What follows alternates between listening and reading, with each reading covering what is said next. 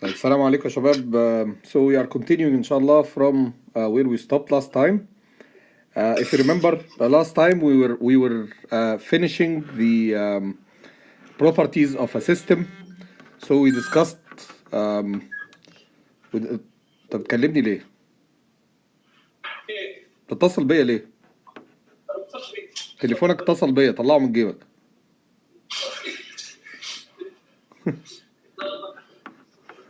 خلاص. Okay, so last time we finished discussing the properties of systems, and the last thing that I mentioned at the end of the lecture is that from now on, so basically from today's lecture, we will focus on systems that are both linear, right, and time invariant. Okay, systems, okay, and this is shorted as LTI systems, okay. Now, why the focus on linear and time invariant systems? I already discussed this with you earlier when we were talking about the properties of systems. We said that linearity allows us to use a generalized approach that works for modeling the system. So you don't need to change the mathematical approach that you use when you change from one linear system to another linear system, okay? As opposed to the case of non-linear systems, you need to use a customized mathematical modeling approach for each individual system, which means basically that the modeling is much more difficult.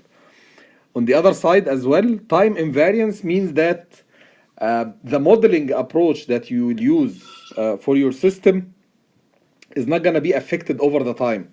And that's again a very important property, because it means that similar to the linearity case, you don't need to change your model. Your model does not need to be adapted as time goes on. So imagine a system that has an input and you want a desired output from that system, but then you have to change the system model and you have to change the approach that you use to model the system to figure out the output at every single point in time. This is going to be very difficult again to handle mathematically, okay? So reminder again, a linear system, so linear, just quickly, means that it satisfies two properties, right? It's additive, okay, and it is homogeneous. And then homogeneous, E-O-U-S, okay? And on the other side, time invariant, okay, means that the important thing is that the system parameters, right, are not functions of time, right? And that eventually meant that if you have an input, sorry, if you have an output y of t, okay, so if you have an input x of t that produces an output y of t, then basically you know that if you shift the input by a value capital T, you will get the same output shifted by the value capital T as well, right?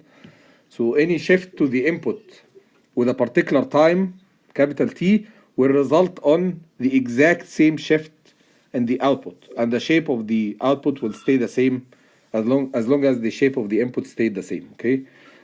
So these are the two properties that we want to have in all the systems that we will use from now on. So what if our system is linear and time invariant? In this case, let's look at the modeling approach, because I promised you that we will have some kind of a unified modeling approach that we can use for all these linear time invariant systems that allows us to mathematically deal with them in a better way. Now for, okay, linear time invariant system, okay, we can use something called the impulse response okay, to model the system. Okay. Okay, so that's the unified approach that can be used for linear time invariant systems. You can use something called the impulse response to model all the system behavior. What's the impulse response? So the impulse response, okay, of a system is defined as the output from the system, okay, when the input is a unit delta function, right? So basically when the input is delta of t, okay, which is the unit impulse function, right? So if I have a system, okay, and the input to this system is delta of t, if I force the input to be delta of t, right, the output, so as I mentioned, if we have an input delta of t to the system, then the output from this system, call it h of t, is gonna be the impulse response. Okay. Example, okay. Just example does not include math or anything, but just shows you what's happening, okay. Assume that your system, for example, is circuit, right? And that circuit has input voltage Vn, right? And it is a very simple circuit, right? So it just has a resistor, right? And the output is V across the resistor, so VR. So this is the input to the system, right? And this is the output to the system. And this is the system, right? So this whole thing is my system, okay, system. Now, first of all, is this system linear and time invariant or not? It is. You can test, you can model the relation between the output and the input, which is in this case, VR is equal to Vn, basically, right? Okay, so you can model that relation, that output y of t, and this is my y of t, right? And this is my x of t, the input Vn, okay? So the output in this system y of t is equal to the input x of t. And given this relation, you can figure out that this system is linear and time invariant. So this is an LTI system, okay? Okay. So given that we know the relation between the output and the input, we can prove, using the methods that we used last time, we can prove that this system is linear, and we can prove that it is time invariant as well, okay? Now, given that this system is linear and time invariant, the question that I'm going to ask you, so question, okay, what is the impulse response of this system? Okay, the impulse response, we always call it h of t. Okay, so we are looking for h of t, the impulse response of this system. How do you get it? How do you get the impulse response? What was the definition? You assume that the input is delta, right? So you make the input equal to a delta function, and then you see what's the output, and that output is going to be your h of t, your impulse response of this system, right? So basically, the answer is going to be, okay, assume input x of t becoming delta of t, right? Then find y of t in this case, right, which will be h of t. So the output when the input is equal to delta, this output that we will get from the system when we put the input equal to delta is gonna be our h of t. Okay, then fine. Okay, so basically h of t is equal to the output y of t when the input x of t is equal to a delta function, and that from the input-output relation, or from what we know from this system, is gonna be what? What's gonna be the output when an input is delta? Delta, exactly. So it is delta of t. So basically h of t for this system, for this particular system, h of t is equal to delta of t, right? So the impulse response of this system that we see here, this one, has an impulse response h of t, which is equal to delta of t, right? Now, is the impulse response always going to be delta? No, not necessarily. I will show you another system, for example, which is linear and time invariant, and then we will see that the h of that system is going to be something else. It's not going to be necessarily a delta function. Any questions so far? Any question? طيب. If there is no question, let's try example 2. So example 2. Okay. A system is given by the input-output relation, okay, y of t is equal to the integral from minus infinity to t, right, multiplied by some constant a, okay, and the integration is of the input over time. Okay, so this is the input-output relation. So if I plot this system using block diagram, I have an input x of t, right? And then inside the system is performing the integration from minus infinity up to time t, and it's multiplying by a constant a to produce the output y of t. Okay, so y of t is equal to the integration of the input, and then that integration is multiplied by a constant factor a. So it's an amplifier and integrator at the same time, right? It integrates the input and then amplifies it by a value a. Okay? Okay. So first of all, and I'm not gonna do this, I will leave it for you because we have done many examples on this. Number 1, show that this system is LTI, linear and time invariant, right? So I didn't tell you, I asked you to prove that this system is linear and time invariant. So that's number 1, and I will leave this to you to solve it. It just follows exactly the same procedures that we used in many examples before for proving linearity and time invariance.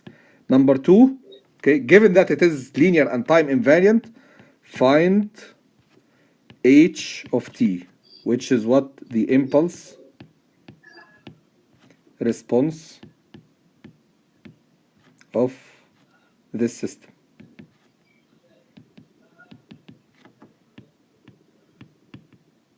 So what should we do to find h of t?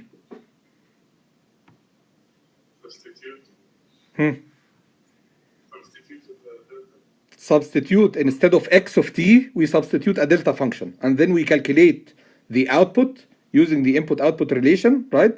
And that output is going to be our h of t. So again, you say for the solution, number 2, h of t by definition is equal to the output from this system when the input is equal to a delta function, right? So basically here, I will assume that I have a delta at the input, and I will find what's going to be the output for that case, okay? So this is equal to what? In this case, it's equal to what? A multiplied by the integral from minus infinity up to time t delta of tau d tau. Okay? And this is equal to what? A times? لا, not 1. No.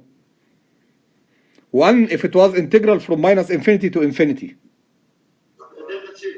The delta, when you integrate the delta, what do you get? Unit step. So basically A multiplied by unit step of t. Right? That's our impulse response for this system. So the impulse response h of t is equal to A multiplied by unit step of t. Right? Now we found the impulse response of the system. Now, given that we agreed so far that this impulse response is enough to model the system, and I will tell you how, okay? First of all, just in terms of symbolic representation, instead of representing the system by the input-output relation, we could also represent the system by h of t. So basically, we draw the system like this. We say it has a certain input x of t, and it has a certain output y of t for any input. So y of t is the output for any input, not necessarily for the impulse. And this system, instead of writing the input-output relation on the block, we write only the impulse response. So h of t, which is equal to, for example, a unit step of t, right? So first of all, just this symbolically, what I'm doing here is symbolically just showing you that instead of modeling the system by the input-output relation, we can model it by the impulse response. But how? Okay. When we model a system by a particular expression, we should be able to use that expression to somehow to calculate the output given any input, right? So how does this happen? Okay. I will show you in the next slide. Any questions about this slide before we move to how we use the impulse response to model the system? So what we did so far, we showed that, okay, how to calculate the impulse response of a particular system, given that it is linear and time invariant, how you can calculate the impulse response by assuming that the input is a delta, and then calculate the output for that input, and whatever output you get for the delta function is the impulse response h of t, okay? And I told you at the start that this h of t can be used to model the system. I will show you in the next slide how to use h of t to model the system. Any questions? Tamam. Okay. So, modeling. Sorry.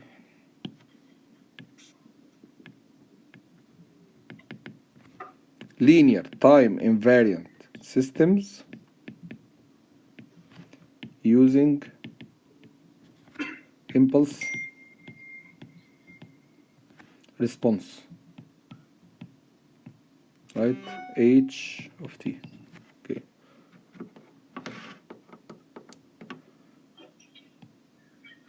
Now, as I mentioned to you, symbolically you can eventually, for any linear time invariant system, instead of using input-output relation or any other way to express what the system does, you can simply tell me that this system has an impulse response h of t. Now, how do you get h of t? Either you can get it by the method that we used previously, or it's given to you. So either you can use input-output relation and assume that the input is equal to a delta and then calculate the output, which is going to be h of t in that case, or it's going to be given to you. You have a linear time invariant system and its impulse response is equal to unit step function, or its impulse response is equal to a delta, or its impulse response is equal to a multiplied by unit step, or whatever, okay? So it's either given or calculated using the method that we saw in the previous slides, okay? And then this system has an input x of t and it has an output y of t for any input, okay? So y of t is the output for any given input, okay? Now the question is going to be how you can use h of t to model the system. We said that modeling means that you need to use that impulse response to figure out a relation between the input and the output. And that relation is called the convolution operation. Okay, so and the convolution is represented by a star like this. So it's something similar to multiplication, but it is a little bit more complicated than multiplication. Okay, so the convolution operation can be used to use the impulse response to get the output from the input. And the relation says that for any linear time invariant system with impulse response h of t, the following is true. What's the following?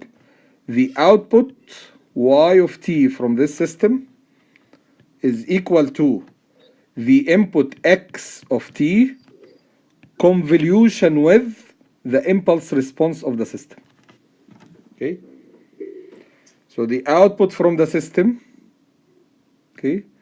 is equal to the input. For this relation is true for any input.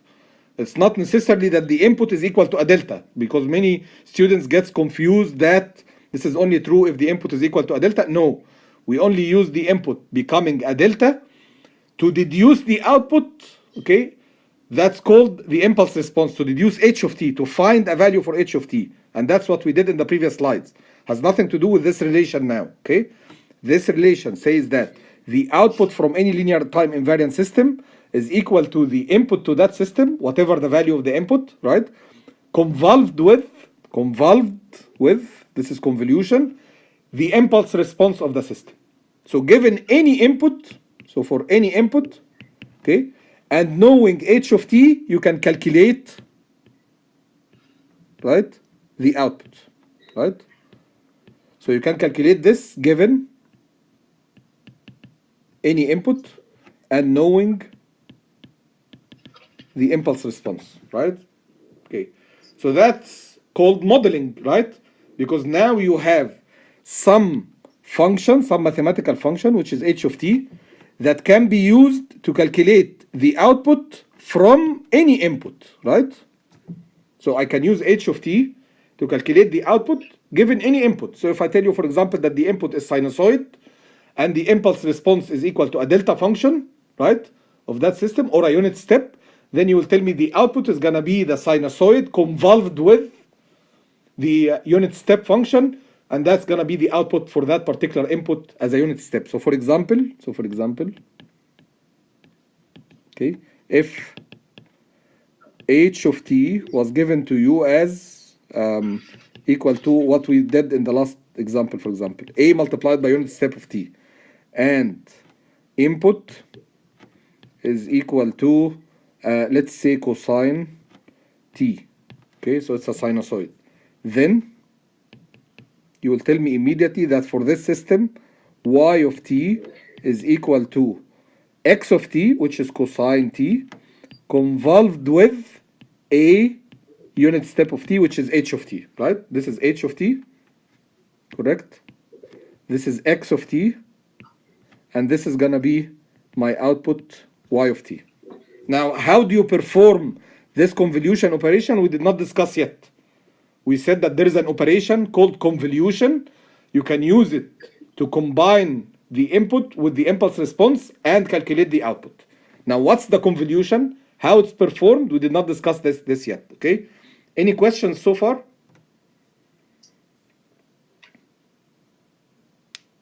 مفيش أسئلة يا شباب؟ طيب، الحياة سعيدة جدا. Okay. So let's move on to what's convolution. Okay. So now we will focus on the convolution operation. We need to know how to perform this star operation. What do we do actually? Okay. Okay.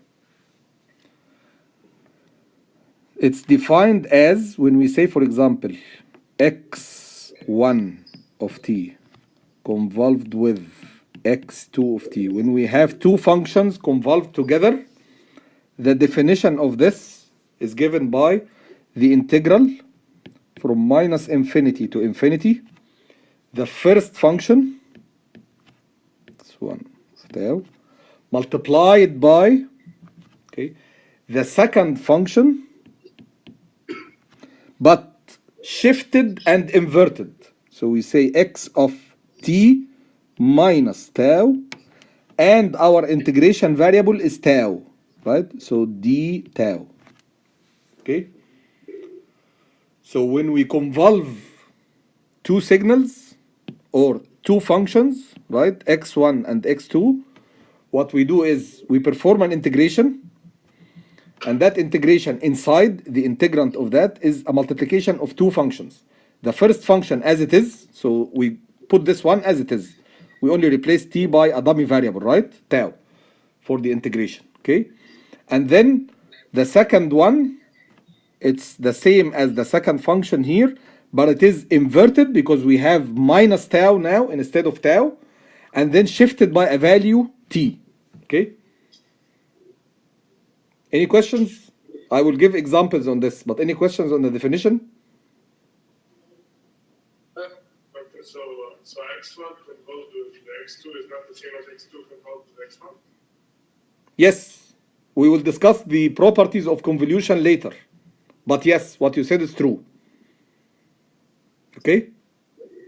We are only discussing the operation itself now. We will discuss later on the properties, such as what you mentioned, the fact that it is commutative. Okay? If you flip it over, so x1 convolved x2 is equal to x2 convolved x1. We will discuss this later. But for now, the definition itself, you can see it, you can understand it in terms of mathematics, or you have questions about it?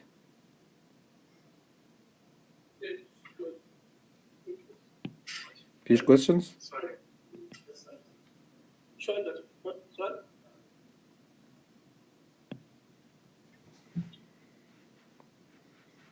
خلاص? No questions? Okay. So now let's take an example on this. Let's perform the convolution between some two functions. So for example, find the convolution between the two signals or functions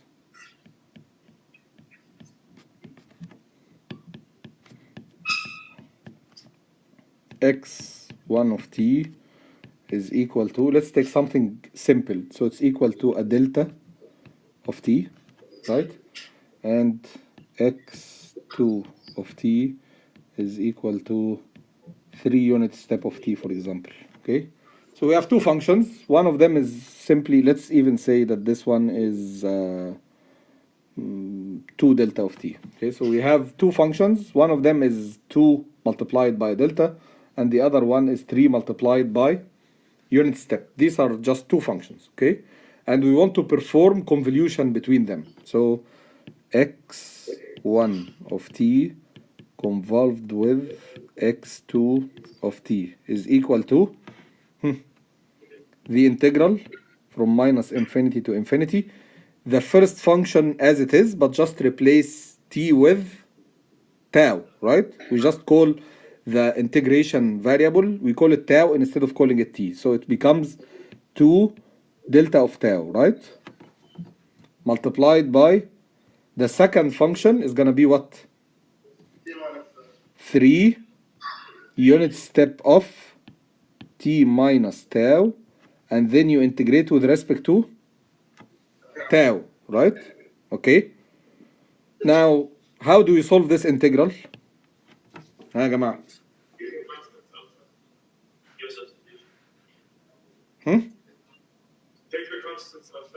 Take the constants outside. So we have 6, and then we have integration from minus infinity to infinity, delta of tau multiplied by unit step of t minus tau d tau. And then you have a function that and it's integral.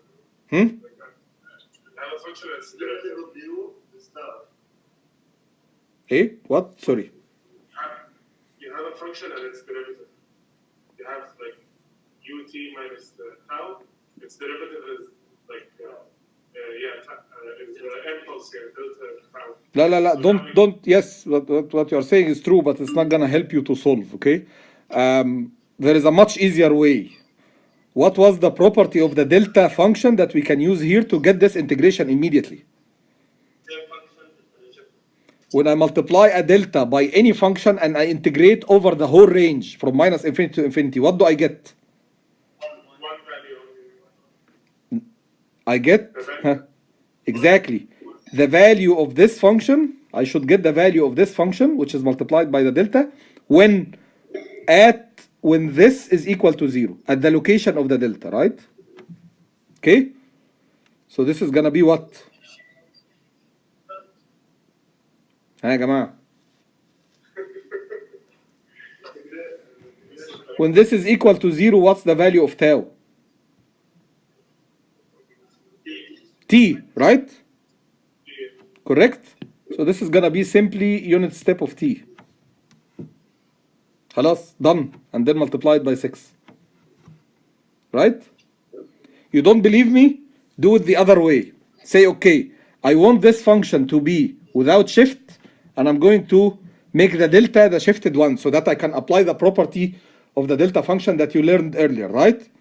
Okay, which is shifted delta multiplied by a function, and then you integrate, gets you the function at the location of the delta, right? Okay, so let's do that. You can say that substitute. Okay, for example, call it whatever, call it m is equal to t minus tau. Okay, so in that case, the integral here, this integration is going to be what? The integration from minus, again, when tau reaches minus infinity, when tau reaches minus infinity, t is going to be, m is going to be infinity. And when tau reaches infinity, m is going to be minus infinity. So again, the limits of the integral are from minus infinity to infinity, but with a minus sign outside, right?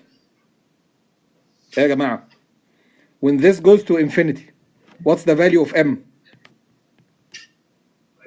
Minus infinity. It's equal to small t minus infinity, which is equal to minus infinity. Anything added or subtracted from infinity gives you infinity, right? تمام? So m will go to minus infinity when tau goes to infinity, and vice versa. When tau goes to minus infinity, m will be infinity, right? So the limits of the integral are going to stay as minus infinity and infinity, but with a minus sign because they were flipped, right? The upper became minus and the lower became plus, and I want to return them back to minus at the lower and plus at the upper, so I multiply the integral by minus. This is basic integration. I'm not talking about anything that you did not study in your first calculus course. خلاص? Okay, so that's the first thing. Okay, the integral limits stay as they are, and then delta of tau becomes what? Tau is equal to what as a function of m?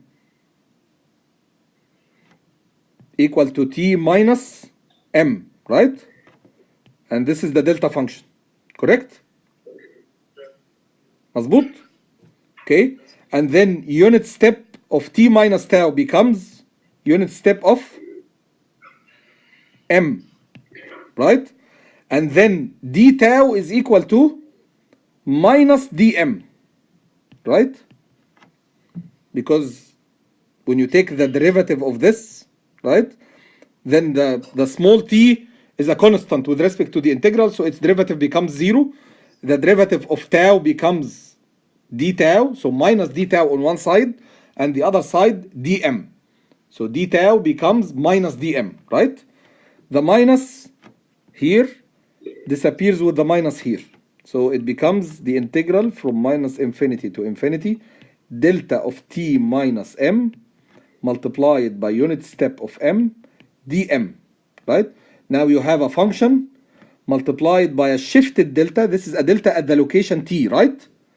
And you integrate over the whole range. This gives you u at the location of the delta. So u at t. And this is what I wrote here, right? Okay? واضح ان انتوا رحتوا مني خلاص. Did I lose everyone? يا شباب في سؤال؟ ها جالس عبد الفتاح الباص اي حد ما في سؤال. No questions? Okay, great. Okay. مرسي مش موجود هنا. Okay, so these were two examples on, this was an example on how to perform the convolution. I'm going to write this slide particularly to remind you what was our objective. So our objective was to find the output from a linear time invariant system, knowing the input and the impulse response, right? And finding that output. So our objective from doing or performing convolution, right, was to be able to calculate, okay, y of t, which is equal to the input to any linear time invariant system convolved with the impulse response, right? So we wanted to be able to do this calculation. What happened here? Okay. So we wanted to be able to perform this operation, and this is why we went on and we said, okay, how to perform the convolution operation, and we wrote the expression for the convolution, and then we took an example on solving the convolution. But basically, right, we don't just want to perform convolution between signals. We typically want to perform convolution between a time function that represents the input to a system, so this is input, right, and the impulse response, a time function that represents the impulse response of a system, right? Impulse of system, impulse response, okay? And this is input signal. In order to calculate the output signal, okay? And by being able to do that, we can say that h of t is a model to this system. So h of t, the impulse response, is a sufficient model for linear time invariant system. Why it's a sufficient model? Because knowing h of t, we can calculate the output y of t for any input x of t. As soon as I know the input, I can use the convolution and calculate the output for that system, given that I use h of t as the model for the system, right? خلاص يا جماعة? And block diagram of this representation is simply input x of t, linear time invariant system that has an impulse response h of t, and the output from this system y of t can be calculated simply by performing x of t convolved with h of t. مظبوط? So that's how a linear time invariant system can be modeled using the convolution relation and knowing the impulse response of that system h of t. خلاص? Before that, the few slides that we started with were showing you what's the impulse response, what does it represent physically. It's the output from a linear time invariant system given that the input is a delta function, okay? So this definition of the impulse response allows you to calculate h of t. Calculate h of t. If you don't know it, you can calculate h of t itself if you need to. For example, in the lab, you have a black box. You don't know exactly what's the impulse response of that black box, and you want to find the impulse response. You take it to the function generator, and somehow you try to approximate the delta function. So you give it just an impulse that starts and stops immediately, and you measure the output. That output is going to be h of t. Now, knowing h of t, you can tell me, okay, I don't need to perform anything further in the lab. Whatever input you give me, right, I will be able to calculate the output mathematically because now I know h of t. So I'm going to use it convolved with any input that you give me, like a cosine, a unit step, whatever input you give me, I will convolve it with the h that I was able to calculate and be able to calculate what's the output. Okay? خلاص يا جماعة؟ This is clear, the picture is clear. The only complicated part of the picture is that the computation of the convolution itself is a little bit hard. It's not easy, right? And unfortunately, this is something that we cannot come over, okay? So convolution is a little bit hard. But the good news is, for example, if you use MATLAB or many other tools that deals with linear time invariant system, the convolution operation is already embedded there, and you can just calculate the convolution directly by doing a command, a single command, okay? But the bad news is mathematically the calculation on paper is a little bit involved, right? It includes integration and the signals inside or the functions inside. One of them is inverted and shifted, and then you have to solve these integrals. So it's a little bit mathematically involved, okay? خلاص يا شباب؟ Okay, now properties of convolution. Quick of convolution. Okay. So few important properties of the convolution. Number one, convolution is commutative, right? Which means that x of t convolved with h of t is equal to h of t convolved with x of t. So when you flip, right, that doesn't affect the operation. When you flip those, this doesn't affect the operation. You get the same output, okay? Whether you convolve x with h or h with x, it doesn't matter which one comes first, okay? The second property is convolution is distributive, which means that if you have x of t convolved with h1 of t plus h2 of t, so you have here two signals added together and then you convolve them with x of t, okay? This is equal to the convolution of x of t with h1